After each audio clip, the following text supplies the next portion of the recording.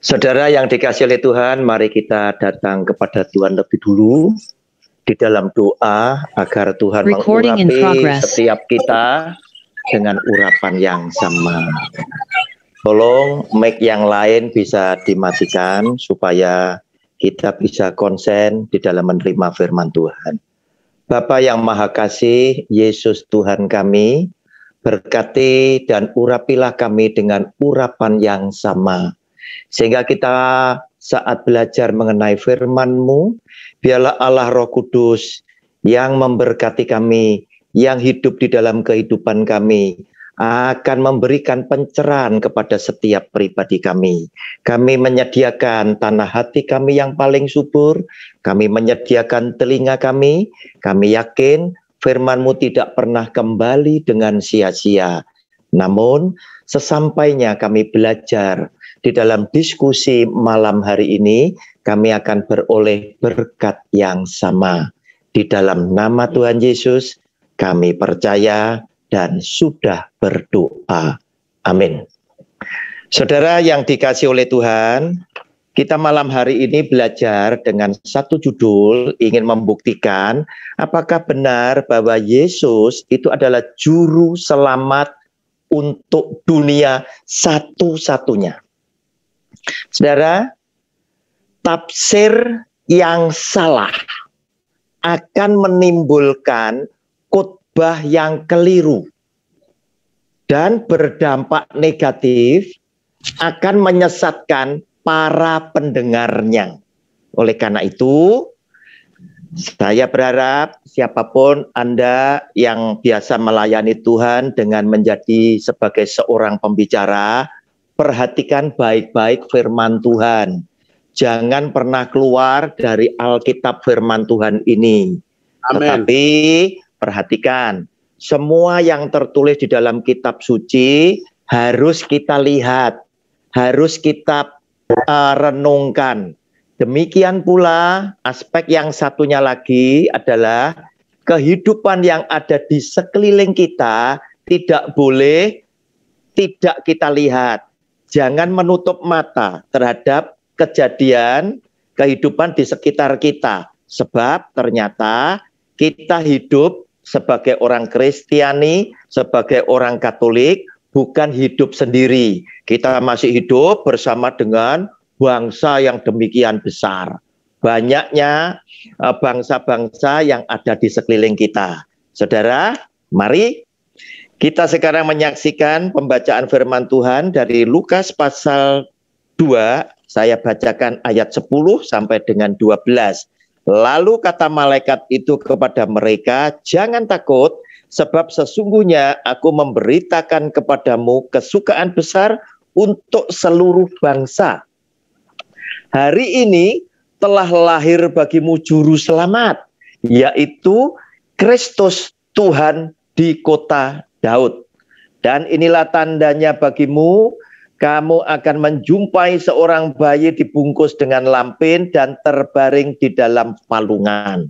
Saudara, lewat firman Tuhan ini jelas Alkitab, kitab suci yang kita yakini sebagai satu-satunya kitab suci yang ada di dunia ini untuk semua umat manusia yang diciptakan oleh Tuhan yang satu. Dikatakan di sini bahwa Yesus Kristus Tuhan, juru selamat itu lahir, itu untuk apa? Ayat ke-10 mengatakan, aku memberitakan kesukaan besar untuk seluruh bangsa. Berarti dia hadir bukan hanya untuk orang Kristen dan Katolik saja, tetapi untuk semua bangsa, untuk semua manusia yang diciptakan oleh Tuhan yang satu. Tuhan yang sama.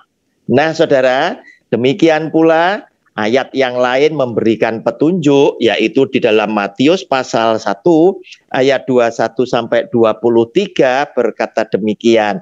Ia akan melahirkan anak laki-laki dan engkau akan menamakan dia Yesus. Nah, saudara, dari dua Injil yang berbeda, redaksinya berbeda, tetapi menuju kepada satu pribadi, yaitu Yesus Kristus yang adalah Tuhan.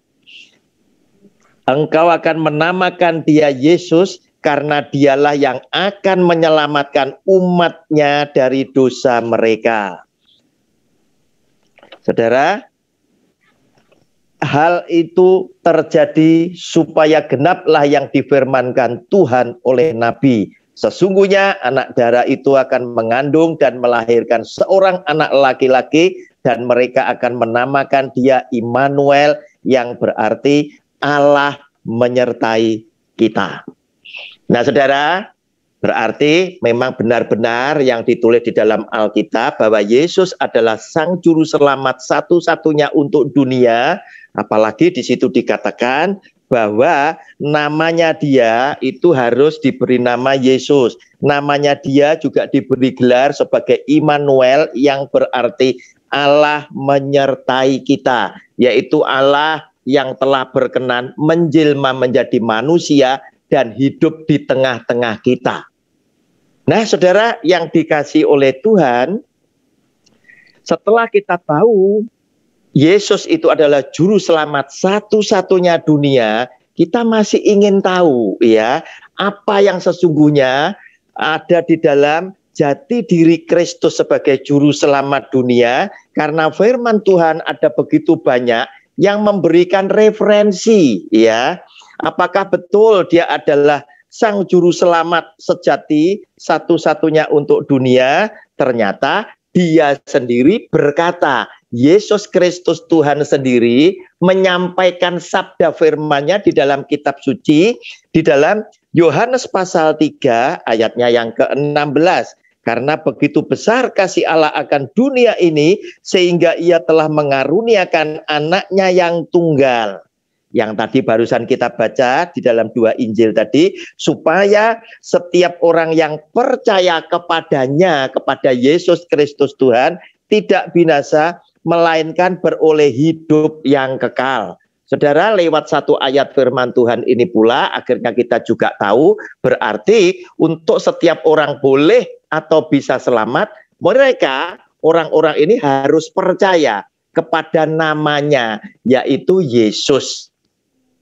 Saudara, ayat yang lain Tuhan Yesus berkata juga di dalam Yohanes pasal 14 ayat yang ke-6, untuk meyakinkan kita apakah benar dia adalah Sang Juru Selamat satu-satunya, dia berkata begini, kata Yesus kepadanya, akulah jalan dan kebenaran dan hidup, tidak ada seorang pun yang datang kepada Bapa kalau tidak melalui aku. Nah, saudara, dengan tegas Yesus menyampaikan, tidak ada jalan lain kecuali lewat aku. Hanya lewat aku saja orang bisa selamat, orang bisa sampai masuk ke dalam kerajaan surga. Nah, saudara, sehingga ketika Tuhan Yesus mengajarkan apa yang ada di dalam jati dirinya, apa yang ada di dalam isi hatinya, di dalam bentuk firman dan pengajaran kepada para rasul, akhirnya rasul-rasul itu pun, yaitu Petrus dan kawan-kawan, menyimpulkan, dan kesimpulan itu ditulis juga di dalam kitab suci. Saudara, dikatakan di situ Kisah Rasul pasal yang keempat, ayatnya yang ke-12 berkata demikian, dan keselamatan tidak ada di dalam siapapun juga selain di dalam Dia. D-nya huruf besar. Yang dimaksud di dalam konteks bacaan ini adalah Tuhan Yesus, sebab di bawah kolong langit ini tidak ada nama lain yang diberikan kepada manusia yang olehnya kita dapat diselamatkan. Nah, saudara, sudah jelas bahwa Tuhan Yesus ternyata adalah seorang juru selamat dunia satu-satunya. Kenapa sekarang dia bisa menyelamatkan? Kenapa dia bisa menyelamatkan semua umatnya? Dan di dalam Matius pasal 1 dikatakan dia menyelamatkan dosa umatnya. Siapa sih umatnya itu? Apakah cuma orang Kristen dan Katolik? Jelas bukan. Tetapi umatnya adalah seluruh manusia sebagai ciptaan Tuhan yang ada di bawah kolong langit ini, karena dia adalah juga Sang Pencipta satu-satunya, bumi dengan segenap isinya. termasuk semua umat manusia. Oleh karena itu, ketika dia seorang juru selamat, kita bertanya-tanya. Kita bertanya-tanya, sebetulnya Tuhan Yesus itu menyandang gelar apa lagi? Kenapa dia bisa menyelamatkan? Ternyata Rasul Paulus dan kawan-kawan tadi menyimpulkan di Kisah Rasul pasal 4 ayatnya yang ke-12. Sekarang kita menyaksikan apa kesimpulan daripada rasul yang lain, yaitu Rasul Paulus, salah satu rasul yang paling pandai di antara semua rasul. Saudara, kita mau lihat di dalam 2 Korintus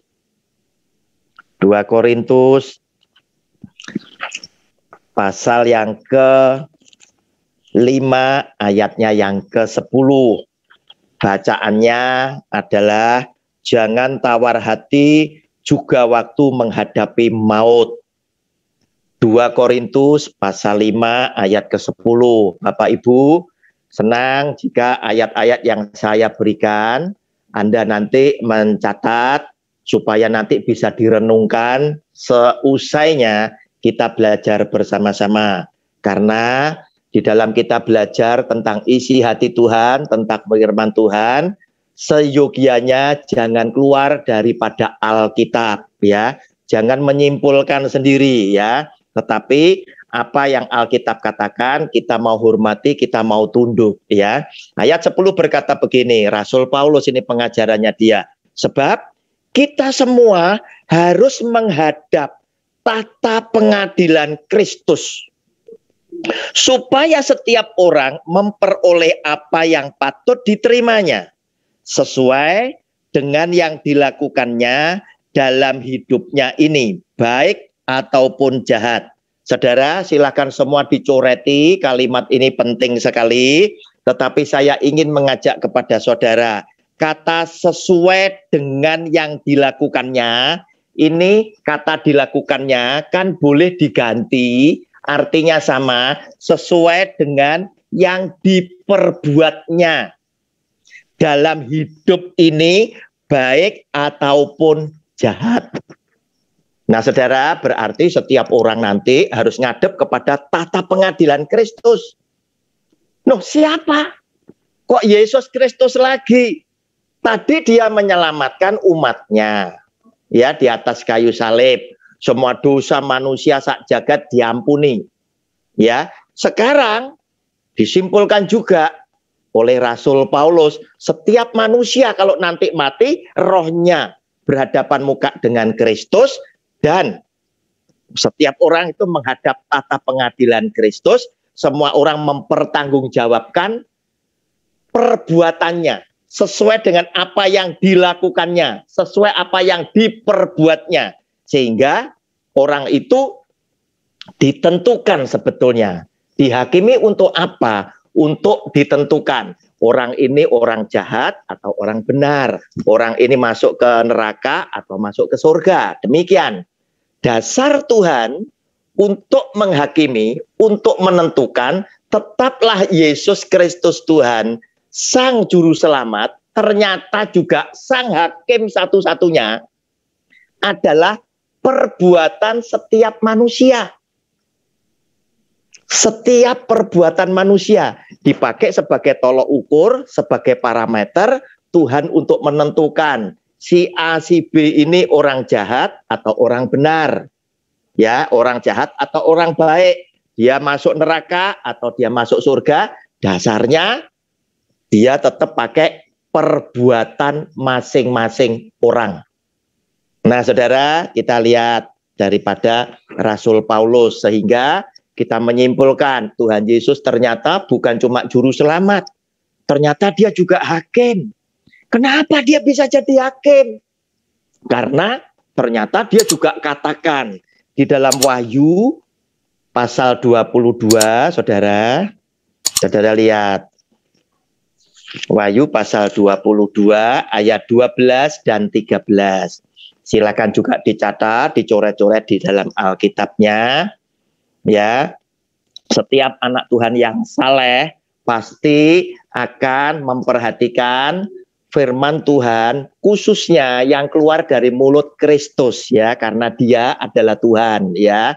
Dia adalah Sang Pencipta kita. Nah, Saudara, ayat 12 dan 13 berkata demikian. Sesungguhnya aku hanya huruf besar, datang segera dan aku hanya huruf besar ya. Membawa upahku untuk membalaskan kepada setiap orang menurut perbuatannya. Silakan semuanya dicoreti ya. Dia tetap ngomong akan membalaskan setiap orang menurut perbuatannya. Aku adalah Alfa dan Omega, yang pertama dan yang terkemudian, yang awal dan yang akhir. Nah, Saudara, lewat penegasan ayat yang ke-13 inilah akhirnya kita menyimpulkan juga mengetahui bahwa di dalam jati diri Tuhan Yesus, Dia sekaligus Dia menjadi Allah, Sang Pencipta satu-satunya dunia dengan segenap isinya. Sebab Dia katakan, aku adalah Alfa dan Omega. Nah, Saudara, yang pertama dan yang terkemudian, yang awal dan yang akhir. Nah, Saudara, berarti di dalam jati diri Tuhan Yesus ada 3 jabatan. Yaitu yang pertama, Dia adalah juru selamat satu-satunya untuk dunia. Kedua, Dia juga hakim satu-satunya yang bisa menentukan antara neraka dan surga setiap orang yang mati, kemudian rohnya berhadapan dengan Dia. Yang ketiga, ternyata semua bisa dilakukan oleh Tuhan Yesus sebab Dia adalah Alfa dan Omega, Sang Pencipta satu-satunya dunia dengan segenap isinya, termasuk manusia siapapun. Nah, Saudara, jika Dia adalah seorang, Dia adalah Tuhan, Pencipta langit bumi dengan segenap isinya, tentunya Dia adalah Tuhan juga yang mengasihi, yang menyayangi setiap umat ciptaannya, yaitu manusia siapapun. Baik itu Kristen, Katolik teristimewa, juga yang bukan Kristen, bukan Katolik. Kenapa? Karena ternyata saudara, Dia yang adalah Tuhan telah memberikan firman Tuhan kepada saudara dan saya di dalam Yunus pasal yang keempat, mulai ayat yang ke-10 dan yang ke-11. Ya, yang ke-10 dan yang ke-11. Silakan dicatat, saya bacakan. Lalu Allah berfirman, engkau sayang kepada pohon jara itu. Kepada siapa? Engkaunya itu adalah kepada Yunus. Yang untuknya sedikit pun engkau tidak berjerih payah. Dan yang tidak engkau tumbuhkan, yang tumbuh dalam 1 malam dan binasa dalam 1 malam pula. Bagaimana tidak? Akunya besar. Aku akan sayang kepada Niniwe. Kota yang besar itu yang berpenduduk lebih dari 120.000 orang. Yang semuanya tak tahu membedakan tangan kanan dari tangan kiri dengan ternaknya yang banyak. Saudara, cerita tentang Yunus, saya yakin saudara tahu. Yunus diutus pergi ke Niniwe karena orang-orang Niniwe itu dosanya sangat besar. Sampai Tuhan berkata, orang Niniwe itu membedakan tangan kanan dengan tangan kiri, mereka tidak mampu. Mereka tidak bisa. Tetapi kepada orang-orang seperti ini, Tuhan sebagai yang punya ciptaan, Dia sayang kepada Niniwe. Jumlah penduduknya 120.000. Nah, saudara, apa yang responnya Yunus? Yunus menolak. Yunus berkata, mending dibinasakan. Nah, saudara, Tuhan berkata kepada Yunus, Yunus, hatimu panas. Karena itu Tuhan tumbuhkan sebuah pohon jara yang bisa menaungi dia supaya dia bisa berteduh. Tetapi oleh Tuhan, saat Yunus menikmati pohon jara itu oleh Tuhan dibinasakan. Nah, setelah dibinasakan, Yunus kepanasan lagi. Yunus uring-uringan. Tuhan berkata pada ayat 10 dan 11. Yunus, kamu itu loh pohon jara enggak ikut menumbuhkan. Tetapi aku menumbuhkan dalam 1 hari dan dalam 1 malam juga aku binasakan. Kamu sayang dengan pohon jara ini tadi. Oleh karena apa? Itu bermanfaat untuk kamu. Kamu pikir enak saja kamu bilang, Niniwe harus dibinasakan. Aku sebagai yang punya, terlebih aku sayang. Kalau kamu bisa sayang dengan pohon jara itu, apalagi aku. Aku akan lebih sayang kepada Niniwe yang jumlah penduduknya adalah 120 jiwa. Nah, saudara, zaman sekarang ada banyak pembicara yang dengan khotbah, dengan nada yang demikian tegas dan lain sebagainya, seakan-akan menunjukkan iman yang luar biasa, tetapi sesungguhnya mereka punya semangat seperti Yunus.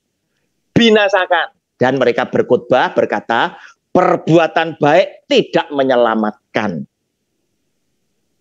Perbuatan baik tidak menyelamatkan, mereka yang tidak terima Yesus Kristus Tuhan pasti dibinasakan. Saudara, hati-hati, kita mesti meneliti ya firman Tuhan yang lain, sebab ternyata Yesus Kristus Tuhan itu justru menekankan kepada saudara dan saya sebagai patokan, sebagai pedoman, sebagai tolok ukur, sebagai barometer. Orang itu dihakimi berdasarkan perbuatannya. Saudara, sebelum ke sana, saya ajak dulu saudara. Ketika Tuhan Yesus sudah ada di surga, maka wahyu kan datang. Tadi wahyu 22, ayat 12 dan 13, Anda sudah catat. Sekarang saya tunjukkan juga wahyu pasal 20, ayatnya 12-13 juga ya. Itu judul bacaannya adalah hukuman yang terakhir. Bunyinya demikian. Dan aku melihat, akunya kecil, itu adalah Yohanes para rasul yang terima wahyu. Dan aku melihat orang-orang mati, besar dan kecil, berdiri di depan tahta itu. Nah, tahta mana? Adalah tahta yang Rasul Paulus bicarakan tadi di 2 Korintus pasal 5 ayat 10 tadi. Lalu dibuka semua kitab. Loh, semua kitab berarti banyak kitabnya. Dan dibuka juga sebuah kitab lain. Loh, ada kitab lain, ada semua kitab. Yaitu kitab kehidupan. Dan orang-orang mati dihakimi menurut perbuatan mereka. Tolong dicoret semua ya kalimatnya. Perbuatan mereka berdasarkan apa yang ada tertulis di dalam kitab-kitab itu. Oh, ternyata semua kitab tadi, kitab-kitab itu mencatat perbuatan saudara dan saya. Di samping ada kitab lain, yaitu kitab kehidupan. Mungkin kitab kehidupan itu isinya cuma daftar nama-nama yang masuk ke dalam kerajaan surga. Tetapi kitab-kitab lain itu adalah kitab-kitab yang merekam kehidupan saudara dan saya, perbuatan kita sebagai pedoman Yesus yang adalah hakim satu-satunya untuk menghakimi orang yang hidupnya yang sudah menghadap kepada dia untuk ditentukan apakah orang ini berhak atas surga atau justru masuk ke dalam neraka. Nah, saudara, ayat 4:13, maka laut juga menyerahkan orang-orang mati yang ada di dalamnya. Siapa? Apakah Kristen dan Katolik saja? Tentunya tidak. Yang mati di dalam laut banyak, ya. Dan maut dan kerajaan maut menyerahkan orang-orang mati yang ada di dalamnya. Dan mereka dihakimi masing-masing menurut perbuatannya. Nah, saudara lihat, ya, saudara lihat. Perbuatan ini menjadi dasar Yesus Tuhan itu untuk menghakimi dan menentukan. Siapa yang berhak masuk ke surga, siapa yang harus masuk ke neraka. Nah, saudara, jika dia adalah Tuhan yang Sang Pencipta tentunya dia pun ingin mengasihi juga, sama seperti orang-orang Niniwe yang dikasihi. Nah, saudara, Tuhan mengasihi orang Niniwe tidak jadi membinasakan hanya karena apa? Hanya oleh karena orang Niniwe berbalik dari hidup jahatnya menjadi hidup yang bertobat. Sehingga Tuhan tidak jadi membinasakan seperti semangat daripada Yunus. Oleh karena itu hati-hati, perbuatan baik tidak menyelamatkan. Saya ingin nanya sama Pak Liman yang seringkali khotbah demikian, ayat firmannya ada di mana? Nanti silakan Pak Liman tunjukkan. Sedangkan saya hanya berani menunjukkan ayat-ayat sesuai yang tertulis dalam kitab suci bahwa Yesus Tuhan itu menghakimi berdasarkan perbuatan setiap orang. Saya tunjukkan satu-satu. Nah, saudara, saya juga ingin tunjukkan pada Matius pasal 16 ayat 27. Silakan dicatat, yaitu ketika Tuhan Yesus masih hidup bersama para rasulnya. Matius 16 ayat 27, sebab anak manusia akan datang dalam kemuliaan Bapanya diiringi malaikat-malaikatnya. Pada waktu itu ia akan membalas setiap orang menurut perbuatannya.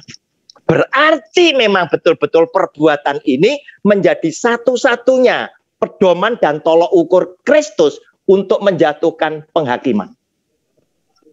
Saudara, tentunya kita juga bertanya-tanya, perbuatan baik tidak menyelamatkan ini hasil perenungan dari Pak Liman pribadi atau bagaimana?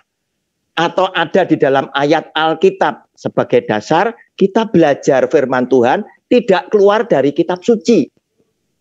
Nah, saudara, kemudian muncul pemikiran saudara dan saya. Perbuatan yang seperti apa yang bisa membuat Yesus Tuhan itu menyelamatkan orang di luar Kristen dan Katolik. Juga menyelamatkan orang Kristen dan Katolik. Nah, saudara, saya pasti tidak pernah akan keluar dari konteks dari kitab suci ini. Ya, nah, saya tunjukkan beberapa. Yang pertama, silakan Anda catat. Matius pasal yang ke-8. Di situ Anda silakan baca mulai ayat 5 sampai dengan 13 ya. Tetapi saya ambilkan saja ayat yang ke-10. Setelah Yesus mendengar hal itu, heranlah ia dan berkata kepada mereka yang mengikutinya, aku berkata kepadamu, sesungguhnya iman sebesar ini tidak pernah aku jumpai pada seorang pun di antara orang Israel. Saudara, ceritanya adalah ada perwira di Kapernaum yang datang kepada Tuhan Yesus. Siapa perwira itu? Jelas bukan bangsa Israel, bukan orang Yahudi. Mereka bangsa lain. Mereka adalah orang Romawi. Nah, dia berkata sama Tuhan Yesus bahwa dia punya karyawan itu sakit. Dia minta tolong supaya Tuhan Yesus berkenan menyembuhkan. Tuhan Yesus berkata, aku akan datang menyembuhkan dia. Nah, orang ini tahu diri, orang Romawi ini, dan dia berkata, Tuhan jangan repot-repot. Saya tidak layak nerima engkau. Tuhan berfirman saja, karyawanku pasti sembuh. Nah, saudara, akibat dialog seperti inilah muncul kekaguman hati Tuhan Yesus kepada iman orang Romawi ini. Maka ayat ke-10, nanti tolong dibaca 11, 12, 13, Anda akan terkejut ya. Ternyata orang-orang ini duduk makan bersama Abraham, Ishak dan Yakub. Nah, saudara, apa? Pujian dari hati yang paling dalam oleh Tuhan Yesus. Dalam ayat yang ke-10 dia berkata kepada pengikutnya, iman sebesar orang ini, orang Romawi ini, tidak pernah kujumpai ada di tengah-tengah orang Israel. Artinya iman orang Israel, iman orang Kristen Katolik itu kalah semua dengan satu orang ini. Kenapa saya katakan orang Kristen Katolik kalah? Karena orang Kristen Katolik suka menerjemahkan, menafsirkan. Kami Israel rohani, kan begitu. Ya, sama. Dia katakan iman sebesar ini tidak ada. Nah, pertanyaan saya sebagai perenungan saudara yang mengikuti pelajaran hari ini, kira-kira kata-kata pujian Tuhan Yesus itu diberikan oleh Tuhan Yesus dengan sungguh-sungguh dari hati yang paling dalam. Artinya orang yang dipuji ini juga diselamatkan di surga, atau Tuhan Yesus cuma iseng-iseng dipuji tapi masuk neraka. Nah, ini kita mesti mikir ya, sebagai cendekiawan Kristiani yang sekolah teologi, baik jenjang S1, S2, S3, kita kalau namanya cendekiawan, kita selalu ingin berpikir ya, supaya apa?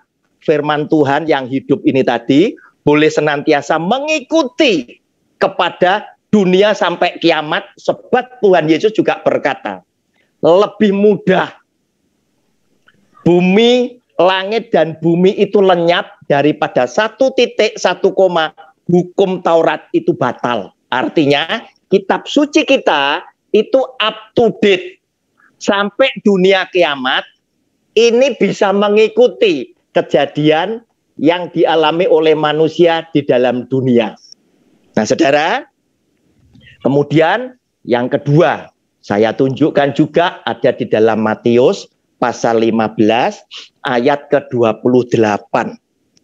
Saudara, Matius 15 ayat ke-28 itu tentang perempuan Kanaan. Saudara nanti baca mulai ayat 21 sampai 28. Saya bacakan ayatnya 28. Maka Yesus menjawab dan berkata kepadanya, "Hai ibu, besar imanmu, maka jadilah kepadamu seperti yang kau kehendaki," dan seketika itu juga anaknya sembuh. Saudara, siapa orang perempuan Kanaan itu? Jelas dia adalah bangsa kafir. Tetapi perbuatan perwira tadi, perbuatan ibu ini tadi ternyata mengandung iman sesuai dengan yang difirmankan oleh dia. Sehingga muncul pujian dari hati Tuhan Yesus, memuji perwira, memuji perempuan dari Kanaan itu. Nah, saudara, masih juga saya akan tunjukkan yang lain. Bisa yang kemarin disampaikan oleh Pak Michael, ya. Bagaimana dengan orang Samaria? Saudara, di dalam perbincangan perempuan Samaria itu tadi dengan Tuhan Yesus di sumur tadi, jelas perempuan Samaria mengakui, "Loh, engkau orang Yahudi mau bicara dengan orang Samaria?" Biasanya orang Yahudi tidak mau bergaul dengan orang Samaria, sebab orang Samaria adalah orang yang bukan Yahudi asli, tetapi orang Yahudi yang menikah dengan bangsa lain, itu orang Samaria. Sehingga orang Yahudi, orang Israel yang agak sombong ini tadi menganggap mereka bukan levelnya bergaul dengan orang Yahudi. Nah, saudara, ternyata orang Samaria ini tadi yang menunjukkan perbuatan sesuai dengan yang difirmankan oleh Kristus, sehingga Tuhan Yesus berkata, orang Samaria inilah yang menunjukkan kasihnya kepada sesama. Sedangkan suku Lewi, imam, tidak melakukan apa-apa. Nah, saudara, masih saya tambah satu lagi. Saudara, mari sekarang kita buka Yakobus pasal 2 ya. Yakobus pasal 2, kita bicara tentang orang yang namanya Rahab. Ya, Yakobus pasal 2 ayat 25 dan 26. Ya, sebagai penutup daripada khotbah saya. Dan bukankah demikian juga Rahab, pelacur itu, dibenarkan karena perbuatan-perbuatannya ketika ia menyembunyikan orang-orang yang disuruh itu di dalam rumahnya, lalu menolong mereka lolos melalui jalan yang lain. Sebab seperti tubuh tanpa roh adalah mati, demikian jugalah iman tanpa perbuatan-perbuatan adalah mati. Saudara, perbuatan tetap menjadi yang terutama di hati Tuhan Yesus. Perbuatan juga yang dipakai Tuhan Yesus untuk menghakimi setiap manusia yang hidup di dunia dan pulang berhadapan dengan Dia. Dan Rasul Paulus pun di dalam 2 Korintus pasal 5 ayat 10 berkata bahwa setiap orang harus menghadap tahta pengadilan Kristus, mempertanggungjawabkan segala perbuatan mereka. Shalom, Tuhan Yesus memberkati. Amin. Terima kasih. Shalom, Bapak Ibu yang terkasih. Sesuai dengan tata ibadah tadi yang saya utarakan, bahwa sekarang tiba saatnya ya yang mau kita berdiskusi. Karena Bapak Roni Suwono tadi mengatakan tolong dicatat, tapi ini saudara kita Pak Lem sepertinya sudah live beliau ya. Ada Zoom jam 8 ya. Iya, oke. Saya beritahukan untuk kita yang hadir pada malam hari ini, di sini ada judulnya Yesus Juru Selamat. Jadi ada di sini semua yang kita bacakan ternyata mengarah keselamatan, ya Bapak Ibu ya, mengarah ya atau keselamatan. Ada 1, 2, 3, 4, 5, 6, 7, 8, 9, 10, 11. Ada 11 ya, 11 ayat. Lukas, Matius, Yohanes, Kisah Para Rasul, 2 Korintus, Wahyu, Yunus, Matiusnya ada 3, ada 4, Yakobus terakhir. Bapak Ibu, memang Bapak Ibu tadi mencatat apa yang kita dengarkan bersama-sama dan kita baca bersama-sama, boleh Bapak Ibu bertanya, ya, boleh bertanya ataupun mendiskusikan. Pak, ini loh, ya toh. Pak, ini loh kok yang ini begini, kira-kira begitu ya Bapak Ibu. Dan kalau memang tadi mengikuti dengan seksama, boleh kesaksian dari dalam diri kita, ya Bapak Ibu, atau kejadian-kejadian ataupun yang dibacakan tadi, semua keselamatan, ada keselamatan di dalam keluarga kita dari Yesus Kristus, boleh dalam kesaksian. Sekarang saya berikan tanggapan atau diskusi bagi kita semua yang hadir pada malam hari ini, ada tinggal 23 orang. Mari Bapak Ibu, boleh silakan. Saya berikan waktu mulai sekarang. Yang mau bertanya. Nah, kalau Yesus adalah Tuhan, pastilah Dia juga ingin setiap umat ciptaannya berbuat baik, begitu loh. Iya. Pasti Dia ingin semua manusia berbuat baik. Nah, ternyata banyak perbuatan baik yang dilakukan oleh saudara kita di luar Kristen dan Katolik yang mereka sendiri tidak sadar itu mengagumkan hati Kristus, gitu loh. Iya. Satu misal. Mereka kirim oksigen sekian kapal. Apakah ini tidak mengagumkan? Kristus tentu akan bilang, aduh ketika aku sakit, engkau menjenguk aku. Dia kirim beras sekian ribu ton. Apakah Kristus tidak akan ngomong, ketika aku lapar, engkau kasih aku makan? Mereka tidak ngerti. Dengan firman itu mereka tidak ngerti. Tetapi Tuhan, pencipta, itu juga memberikan roh kepada mereka untuk berbuat kebaikan. Karena aku sebagai pemilik, yaitu sang pencipta. Tentunya Dia ingin setiap orang berbuat baik. Iya. Ya, silakan. Setuju ya Pak Mamur ya. Kenapa? Karena saya tidak keluar dari kitab suci. Sedangkan perbuatan baik tidak menyelamatkan. Ayatnya mana? Tunjukkan. Jangan kamu itu memunculkan ajaran sendiri begitu loh. Ayatnya mana sudah ya. Kita supaya bisa baca gitu loh. Bahwa perbuatan baik tidak menyelamatkan. Berarti bisa disimpulkan. Kalau gitu perbuatan baik tidak perlu. Ya, dunia akan rusak ini nanti. Iya. Silakan Nenek. Terima kasih. Ya.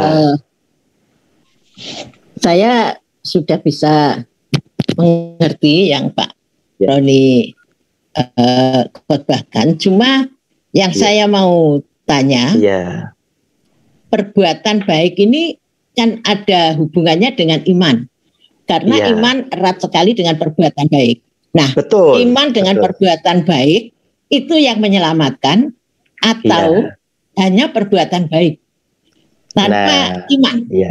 Sebab di sini tadi Pak Roni khotbahkan bahwa perbuatan dari perwira tadi, perjanjian lama dari perwira dan itu di perjanjian lama dan apa ini Niniwe, soal Niniwe perjanjian lama.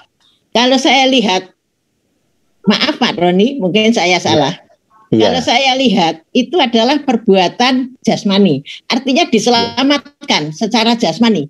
Kalau itu Niniwe diselamatkan secara jasmani, jelas. Dan kita ini sudah masuk di dalam hukum Yesus, di mana kita harus mempunyai iman, dan iman itu harus dengan perbuatan. Perbuatan yang diajarkan oleh Tuhan Yesus kepada kita, apa yang harus kita perbuat.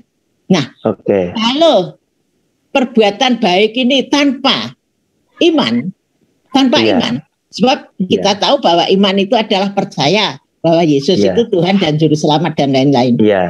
Nah, apakah itu yang dipertimbangkan oleh Tuhan nantinya, ataukah itu tidak menyelamatkan kalau hanya perbuatan baik? Terima kasih.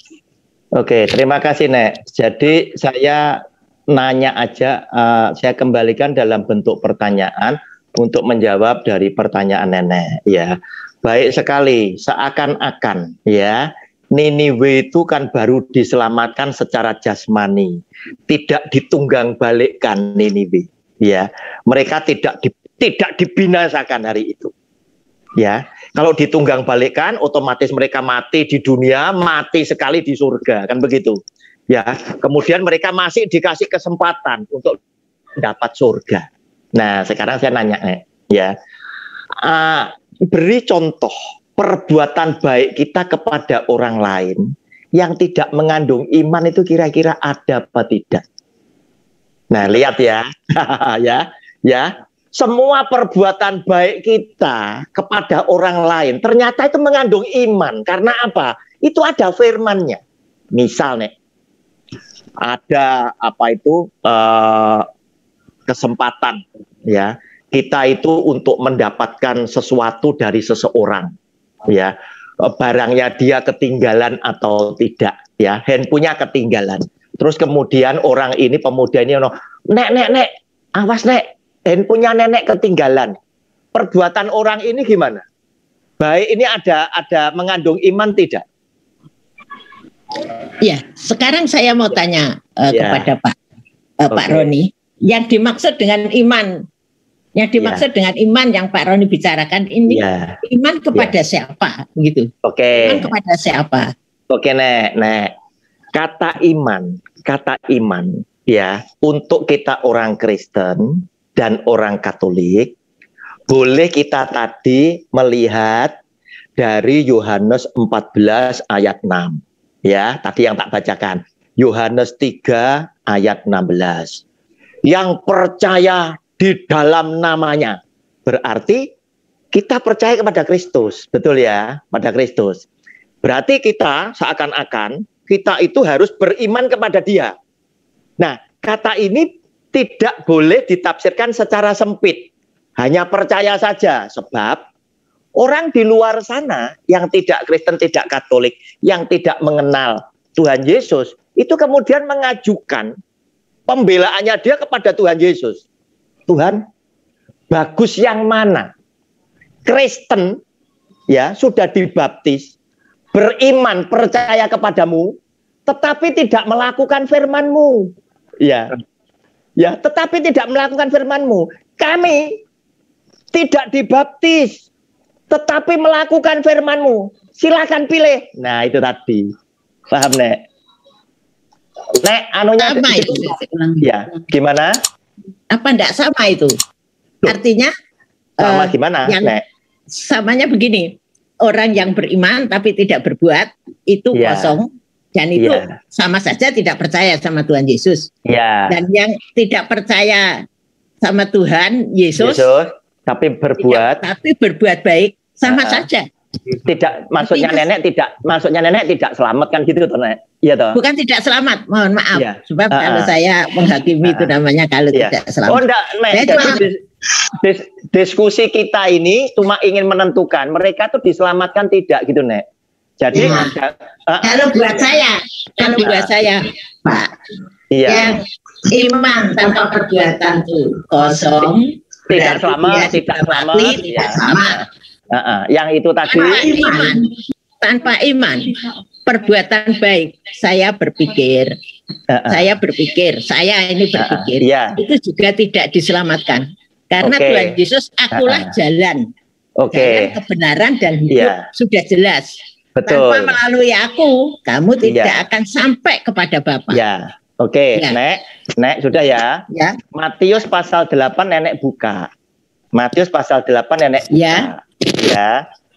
Yang menyelamatkan perwira itu yang dipuji oleh Tuhan Yesus tadi, menurut nenek, oleh Tuhan Yesus diselamatkan di surga apa tidak? Matius 8. Dia memang percaya kepada Yesus, berarti dia beriman. Apalagi imannya besar. Sebentar Bu, sebentar Nek. Dia percaya kepada Tuhan Yesus itu dalam artian ya, Nek. Dia itu tidak disebutkan loh bahwa akhirnya dia jadi Kristen apa tidak loh, Nek. Tidak loh ya. Tetapi dia percaya, dia bilang, Tuhan, Engkau ini kan Allah yang Maha Kuasa. Aku loh Tuhan, aku punya prajurit. Aku juga punya atasan, itu tadi loh. Kenapa? Engkau yang Maha Kuasa mesti repot-repot, itu tadi loh, Nek. Ya. Tetapi tidak disebutkan, dia jadi Kristen atau tidak loh, Nek? Tidak loh. Nah, untuk orang-orang seperti itulah, saya itu ingin sekali memperkenalkan Yesus Tuhan itu ya, jangan sampai salah.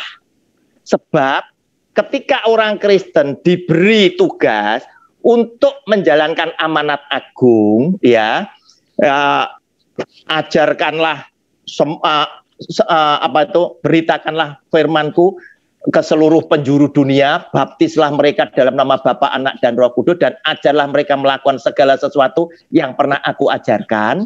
Saya khawatir ketika orang itu selalu berpatokan hanya karena tidak dibaptis, berarti dia tidak beriman, itu saya katakan itu salah.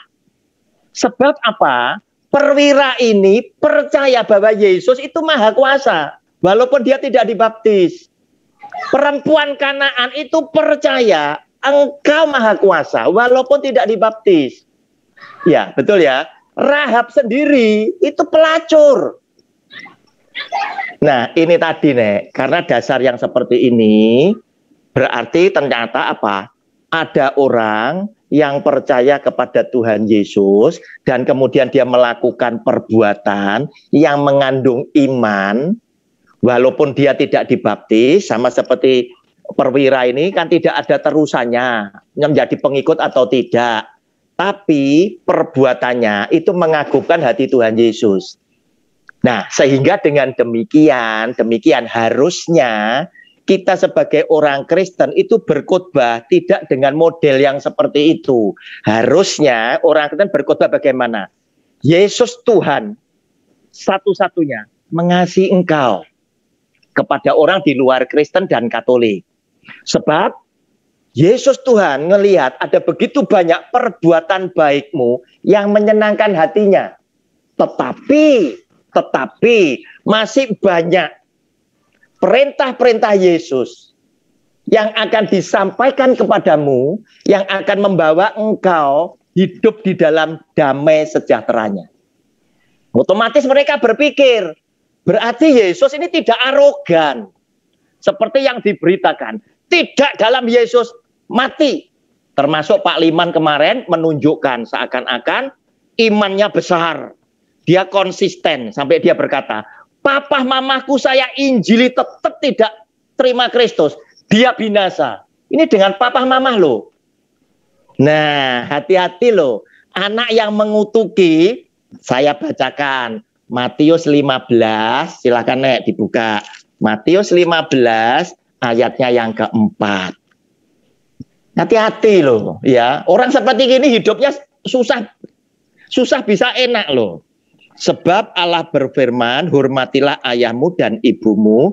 Dan lagi, siapa yang mengutuki ayahnya atau ibunya, pasti dihukum mati. Sudah. Ini dengan papa mamanya yang memelihara dia sejak kecil, yang melahirkan dia, sampai hati loh. Hanya untuk menunjukkan bahwa saya konsisten dengan ajaran ini. Kan gitu. Saya beriman kepada Kristus. Nah kemudian dia berkata, papa mamaku tak injili tetap tidak bisa terima Tuhan Yesus. Dia pasti tidak diselamatkan. Nah urusannya dia sendiri. Nah itu tadi. Nah kenapa anak bisa sampai hati seperti itu? Kenapa engkau tidak punya rasa belas kasihan? Jika engkau adalah anak Kristus, sifat Kristus yang paling utama adalah belas kasihan. Loh ini dengan orang tua sendiri. Bisa sampai ada hati yang seperti itu. Gitu ya Nek, sudah ya. Saya bisa pindah ke yang lain? Enggak, sebentar Pak Roni. Ya, saya tahu bahwa baptisan air itu kan tidak menyelamatkan. Ya. Jadi bukan baptisan itu hanya tanda saja. Jadi orang itu mau dibaptis air atau tidak, itu dalam percaya di dalam dirinya, orang lain tidak tahu, tapi dari perbuatannya dia tahu. Orang lain tahu. Sehingga saya percaya. Jadi saya percaya bahwa yang Pak Roni khotbahkan tadi itu memang benar. Cuma saya hanya tanya yang kalau dia tidak percaya, artinya orang perbuatan baik di luar percaya Yesus, maksudku di luar percaya Yesus, bukan Kristen atau Katolik, di luar percaya Yesus, apakah itu bisa selamat atau tidak? Jadi di luar percaya Yesus Pak Roni, bukan Kristen. Kalau orang tidak percaya Tuhan Yesus pasti tidak selamat, Nek. Tetapi perbuatan baik yang biasa dilakukan itu selalu ada di dalam firman-Nya. Paham ya? Misal nenek sedang ingin bangun gereja, datanglah orang dari seberang sana datang. Ya kan sering kan disaksikan oleh pendeta. Loh, yang nyumbang gereja, pembangunan gereja bukan anak Tuhan, orang dari seberang datang ngasih, saya enggak kenal. Betul, perbuatan ini mengandung iman tidak? Betul. Nah, itu tadi. Sebab iman memang tidak bisa dilihat, tapi dari perbuatannya. Betul ya, dari perbuatan itu tadi, maka iman menjadi sempurna. Oleh karena tadi saya nanya ke nenek, sebagai jawaban ke nenek, beri saya contoh perbuatan baik Anda kepada orang lain, bukan kepada keluarga, kepada orang lain, yang tidak mengandung iman, sesuai dengan yang difirmankan oleh dia yang seperti apa. Contoh. Saya duduk di bis. Busnya penuh. Naik nenek. Saya tidak kenal. Orang tua. Saya berdiri. Nek, silakan Anda duduk biar saya berdiri. Baik enggak saya? Masuk di dalam firman tidak? Kan begitu. Hormatilah setiap orang tua. Nah, semua perbuatan baik itu ada di sini. Sebab kalau dia adalah Tuhan, dia inginkan semua manusia berbuat baik. Oleh karena itu, dasar dia menghakimi, dia tidak ngomong iman lagi. Karena apa? Karena iman tidak bisa pisah dari perbuatan. Ya, iman bekerja dengan perbuatan. Sehingga lewat perbuatan itu, iman menjadi sempurna. Betul ya?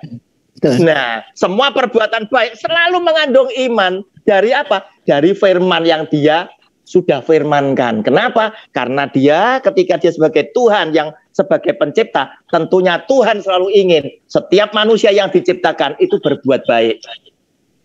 Ya, sudah Nek, tak pindah ke lain ya. Sudah ya. Terima kasih. Terima kasih, Bu Lydia, silakan. Terima kasih. Terima kasih, saya hampir sama pertanyaannya dengan. Oh, hampir sama, iya. Oke. Jadi sudah enggak ada yang lain, sudah cukup. Oke, silakan yang lain silakan. Ya, sayang ini Pak apa itu Liman kabur ya. Nah, harusnya saya akan tanya sama dia, mana ayatnya yang berkata perbuatan baik tidak menyelamatkan. Nah, kalau perbuatan baik tidak menyelamatkan, berarti berbuat baik tidak penting, kan begitu. Ya, ayatnya mana Alkitabnya? Silakan, ada yang bertanya, Bu Rida atau siapa, Mbak Mawar? Ya, saya mau tanya, Pak. Silakan, Pak Michael. Ya, perbuatan baik itu sama dengan kasih tidak, Pak? Menurut Bapak, singkat aja pertanyaan saya, Pak. Sama ya, Pak ya? Setiap perbuatan baik mengandung kasih. Ya, saya setuju, Pak. Karena firman Tuhan ini kan kita pegang hari ini, kita semua orang-orang Kristen andalkan firman Tuhan. Iya. Jadi kalau orang Kristen tidak mengandalkan firman Tuhan, tidak percaya firman Tuhan, bukan orang Kristen itu, Pak. Betul, iya. Makanya kita mesti harus kembali ke Alkitab, gitu loh. Nggak boleh keluar perbuatannya dari nenek tadi luar biasa.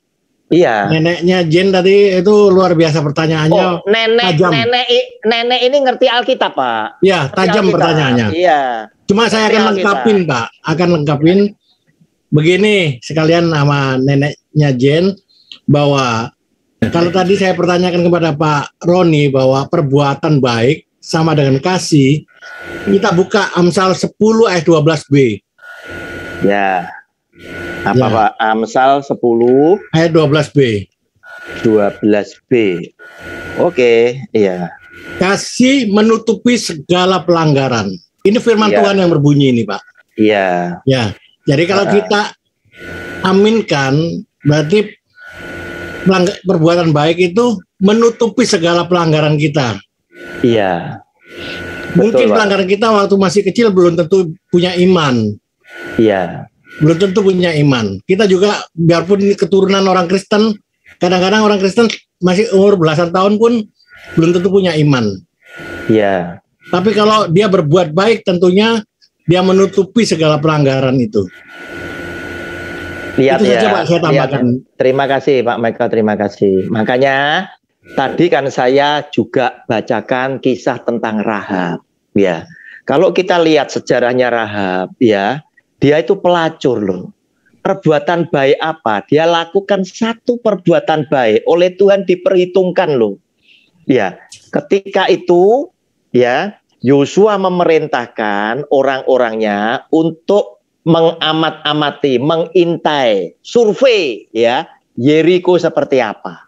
Nah, ketika mereka masuk ke Yeriko, orang Yeriko mengetahui orang ini mau ditangkap, orang Israel ini, anak buahnya Yosua mau ditangkap.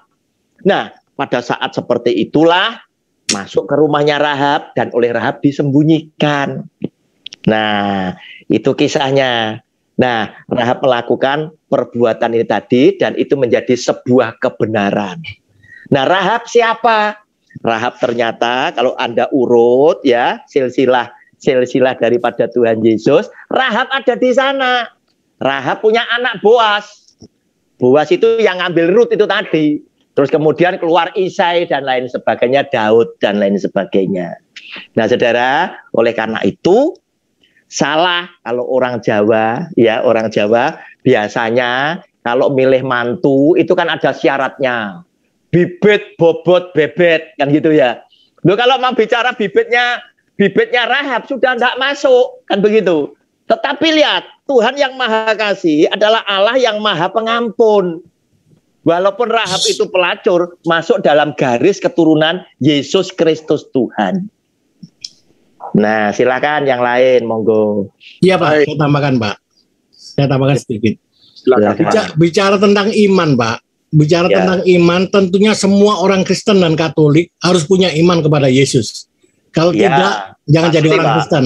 Betul. Ya Pak. Tapi kalau bicara tentang iman kepada orang yang di luar dari Kristen dan Katolik, tentunya aneh buat mereka. Iya. Tapi paling tidak Tuhan menilai perbuatan baiknya. Nah, bagaimana supaya dia beriman kepada Tuhan, itu tugas kita. Tugasnya kita dalam tugasnya kita menginjili mereka sesuai amanat agung. Iya. Amanat agung Matius 20 ayat 28, 19 dan 20. Iya, karena betul, itu pergilah, jadikanlah semua bangsa muridku dan baptislah mereka dalam nama Bapa, Anak dan Roh Kudus. Ajarlah. Ya, dan ajarlah mereka melakukan segala sesuatu. Suruh diajar, Pak, supaya dia mengerti. Makanya yang telah kuperintahkan kepadamu, ketahuilah aku menyertai kamu senantiasa sampai kepada akhir zaman. Jadi tugas kita memberitahu. Banyak orang di dunia ini berbuat baik, tapi dia tidak punya iman. Nah, tugas kita menginjili supaya mereka punya iman kepada Tuhan Yesus. Terima kasih, Pak. Terima kasih, Pak Michael. Oleh karena itu, di dalam komunitas teman-teman bisnis saya, teman-teman bisnis ini kan mudah terketuk hatinya kan. Mereka kadang nyumbang orang yang kesulitan, kena bencana, itu dengan duit mereka itu ringan sekali. Karena itu cara saya memperkenalkan Tuhan Yesus dan menginjili mereka adalah saya berkata, Yesus Tuhan, Sang Pencipta, itu mengasihi kalian loh. Kenapa? Karena ada begitu banyak perbuatan baik yang kau lakukan dan itu menyenangkan hati Dia.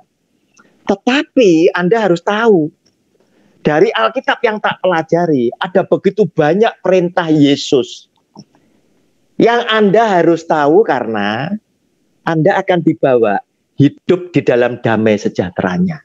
Otomatis menggugah dia untuk mengetahui apa itu perintah itu. Sebab Yesus Tuhan berkata apa?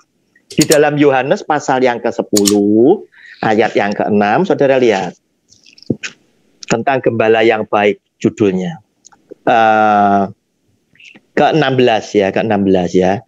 Yohanes 10 ayat 16. Ada lagi padaku domba-domba lain yang bukan dari kandang ini. Domba-domba itu harus kutuntun juga. Dan mereka akan mendengarkan suaraku. Dan mereka akan menjadi satu kawanan dengan satu gembala. Domba-domba dari kandang lain. Nah itu tadi. Dari kandang lain. Nah berarti siapa? Dari seberang sana. Harus tak tuntun. Nah itu tugasnya kita. Bawa domba-domba digiring dekat kepada Kristus. Tetapi kalau cara orang Kristen memperkenalkan Kristus seperti itu, Anda gagal memperkenalkan Tuhan Yesus sebagai juru selamat, sebagai pencipta, sebagai hakim, sekaligus Anda gagal meyakinkan bahwa kitab suci ini adalah satu-satunya kitab untuk dunia. Yang kejadian yang akan datang itu bisa diikuti. Tidak ada kitab suci yang menubuatkan apa yang bakal terjadi sampai dunia berakhir kecuali Injil. Tidak ada. Dan ini bisa diikuti kebenarannya. Nah, kita mesti pandai-pandai menyampaikan. Lihat, kebanyakan orang yang mendengar khotbah-khotbah seperti itu kan selalu ngomong begini, kamu ini arogan sekali. Kamu selalu kalau tidak dalam Yesus binasa dan lain sebagainya. Akhirnya apa? Untuk orang-orang tertentu yang memang belum mengenal Tuhan Yesus atau yang sudah a priori. Sebab sudah dikasih tahu di luar agama kita adalah kafir. Nah, otomatis langsung menolak. Sebab apa? Aku, kata orang di seberang, tidak ada hati di dalam Yesus. Tetapi ketika saudara berkata, Yesus Tuhan, Sang Pencipta, mengasihi kamu. Orang sudah berbeda. Sakeus ada di atas pohon. Tidak seorang pun kasih jalan Sakeus. Sehingga Sakeus harus naik ke atas pohon. Tetapi apa yang terjadi? Yesus Tuhan berdiri di bawah Sakeus dan dia bilang, Sakeus turunlah. Hari ini aku akan singgah di rumahmu. Nah itulah yang membuat Sakeus itu terharu. Manusia semua tidak mengindahkan aku, tidak kasih aku jalan. Tetapi Yesus yang aku kagumi ternyata apa? Menyapa aku dengan kelemah lembutan, dengan kasihnya. Sehingga dia berkata, Tuhan, separuh dari hartaku aku persembahkan untuk orang miskin. Jika ada hasil aku memeras, akan aku kembalikan 4 kali lipat. Itu tadi. Ya Pak Makmur silakan, mungkin ada yang lain. Baik Bapak Ibu, sekarang Bapak Mikael sudah itu namanya Pak sharing ataupun kesaksian daripada Pak Mikael menyambungkan apa yang sudah dilakukan para kronik. Sekarang saya mau memberi kepada Pak Eko Purnomo. Pak Eko Purnomo, ada kata yang mau dipertanyakan ataupun yang ataupun kesaksian. Silakan Pak Eko Purnomo. Baik Pak, terima kasih Pak. Baik, silakan. Begini Pak Roni, saya mau bertanya, apakah di dalam Katolik ada keselamatan juga, sedangkan di dalam Alkitab mereka ada penambahan kitab. Tetapi kalau kita perhatikan dalam Alkitab bahwa tidak boleh menambahi firman-Nya. Nah, apakah itu ada keselamatan Pak? Karena mereka menambahi firman Tuhan. Oke, sudah. Yang pertama, Pak Eko, apakah Anda yakin tanpa Katolik ada, Anda akan ada? Itu yang satu. Ya, pertama, ya. Sama seperti anak itu tadi yang mengutuki ayahnya ibunya. Tanpa ayahmu, tanpa ibumu, apakah engkau akan lahir? Tanpa ada Katolik tidak ada Protestan. Ya, tanpa Katolik tidak ada Katolik, tidak ada Pentakosta, Baptis dan lain sebagainya. Ya, itu satu ya. Nah, ketika Anda berkata ini menambahi firman, dari mana Anda bisa berkata ini menambahi firman? Karena apa? Menurut pemahaman orang Katolik, ya yang Deuterokanonika itulah yang firman Tuhan. Itu satu, ya. Ya, pemahaman mereka itulah yang dijadikan cara pandang Tuhan. Itu satu. Kemudian yang kedua, setelah terjadi lahirlah Protestan lewat Martin Luther King. Kenapa? Karena Martin Luther King asalnya Katolik. Dia tahu di dalamnya ada sesuatu yang tidak cocok dan lain sebagainya. Salah satunya dulu ada oknum Katolik yang mencari dana dengan menjual surat penghapusan siksa itu tadi. Sehingga orang-orang yang tidak bisa memberikan sumbangan duit ini tadi kan merasa, loh, gimana dengan keselamatan kami? Nah, macam-macam itulah puncaknya meledak, mereka memisahkan diri. Nah, setelah mereka memisahkan diri, kitab suci yang sebetulnya cuma satu itu tadi, kemudian dikoreksi. Diteliti lagi, mana yang akan dipakai, mana yang harus dikeluarkan. Kenapa mereka mengeluarkan? Salah satunya adalah kesaksian-kesaksian yang isinya kesaksian-kesaksian, kejadian-kejadian yang tidak ada saksinya, itu dikeluarkan. Nah, sehingga termuatlah kitab sucinya kita ini ya, dikurangi dengan beberapa kitab yang kita yakini oleh orang-orang Protestan dan lain sebagainya, bahwa semua kejadian yang ditulis di sini itu melibatkan saksi mata. Termasuk Tuhan Yesus bangkit dan lain sebagainya, itu selalu melibatkan saksi mata. Tuhan Yesus naik ke surga dan lain sebagainya, dan kejadian-kejadian lainnya itu masuk di sini. Nah, oleh karena itu, sekarang orang yang memegang teguh ini tadi harusnya juga melakukan protes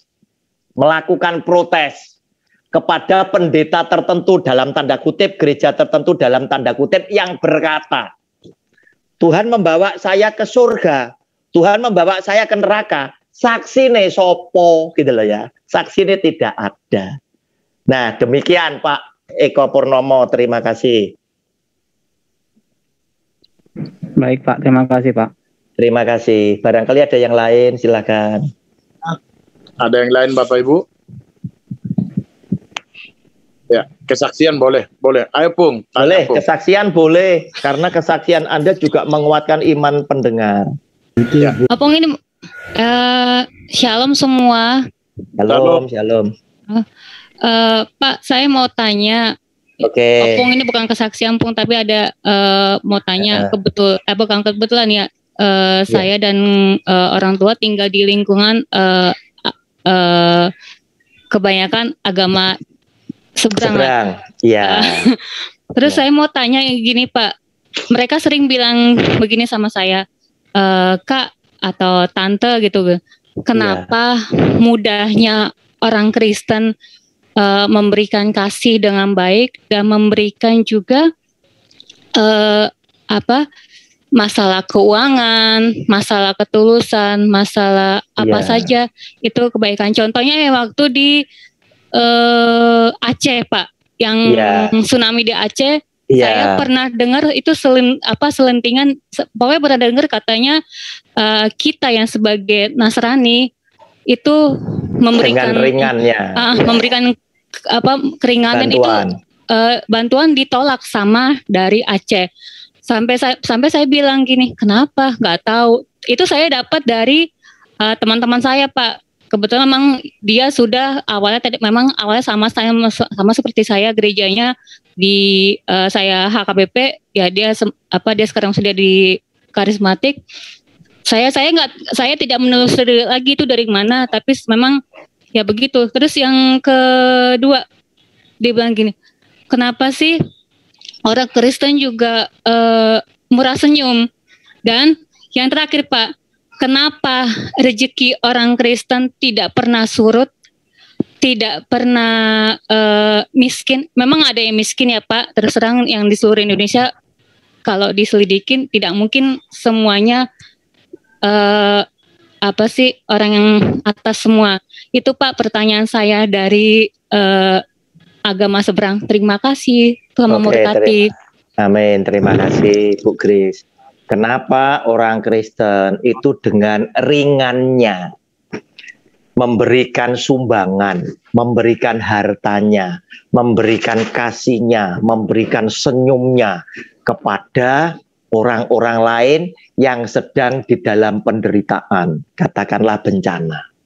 Seakan-akan kok mudah sekali, ya, kok tidak merasa sayang, ya, merasa sayang bahwa harta bendanya itu harus berpindah, berkurang karena untuk orang lain.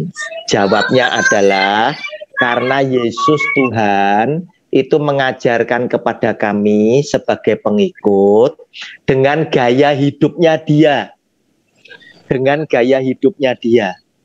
Sehingga ketika ada orang yang mengalami kesulitan, kita memandangnya itu adalah sebagai salah satu ladang kita untuk kita melakukan perintahnya dia. Sebab buat Tuhan Yesus, dia mengajarkan kepada kita, jangan kumpulkan hartamu yang ada di dunia ini tadi. Sebab di dunia ngengat, merusak, pencuri mencurinya. Tetapi kumpulkanlah hartamu yang ada di surga. Salah satunya yaitu dengan melepaskan apa yang kita punya. Sebab terjadi hukumnya. Apa yang engkau genggam, itu justru engkau akan kehilangan. Tetapi apa yang engkau lepas, itu akan kau dapat di sana. Yaitu dengan kita berderma kepada orang lain. Itu jawabannya untuk nomor 1 dan nomor 2. Kenapa kita kok ringan, ya, memberikan harta benda kita, meringankan beban orang yang menderita, dan kita murah senyum. Kenapa? Karena Yesus Kristus Tuhan ngajarkan kita seperti itu. Tegurlah, sapalah lebih dulu setiap orang, ya. Kemudian Tuhan juga tidak menghendaki kita membalas. Tampar pipi kanan, berikan yang kiri, ya. Buktinya apa? Kita tidak pernah membalas. Kita selalu bersyukur ketika gereja dibakar, gereja dirusak, puji Tuhan, kita bangunkan kembali. Kemudian kepada mereka yang menjahati kita mendoakan mereka agar mereka diampuni dosanya, mereka bertobat, mereka keluarganya diberi kesehatan, mereka diberkati, dan lain sebagainya. Yang ketiga tadi apa, Bu Grace? Yang terakhir jarang ada yang miskin, Pak.